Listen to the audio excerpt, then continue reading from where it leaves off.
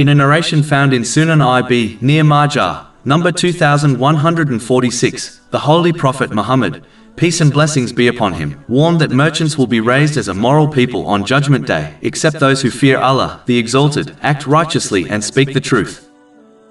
This narration applies to all those who take part in business transactions. It is extremely important to fear Allah, the Exalted, by fulfilling His commands, refraining from His prohibitions and facing destiny with patience according to the traditions of the Holy Prophet Muhammad, peace and blessings be upon him. This includes treating others kindly according to the teachings of Islam. In fact, one should treat others how they desire to be treated by people. In respect to business dealings, a Muslim should be honest in their speech by disclosing all the details of the transaction to all who are involved.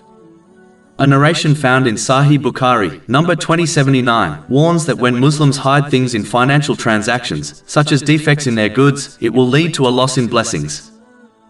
Acting righteously includes avoiding deceiving others by making them pay excessively for goods.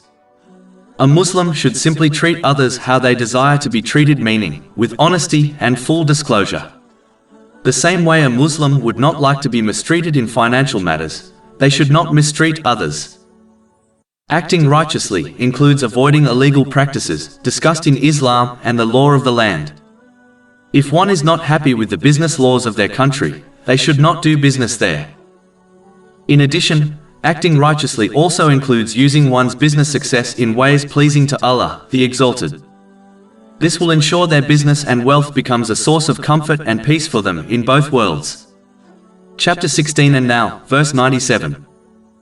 Whoever does righteousness, whether male or female, while he is a believer, we will surely cause him to live a good life, and we will surely give them their reward in the hereafter according to the best of what they used to do. But those who misuse their business success will find that it becomes a source of their stress and misery, as they have forgotten Allah, the Exalted, the one who granted them the success. Chapter 20 Taha, verse 124. And whoever turns away from my remembrance, indeed he will have a depressed, i.e. difficult life, and we will gather, i.e. raise him on the day of resurrection blind. Those conducting business should always avoid lying, as it leads to immorality, and immortality leads to hell. In fact, a person will keep telling and acting on lies until they are recorded as a great liar by Allah, the Exalted. This has been warned in a narration found in Jami' at-Tirmidhi, number 1971.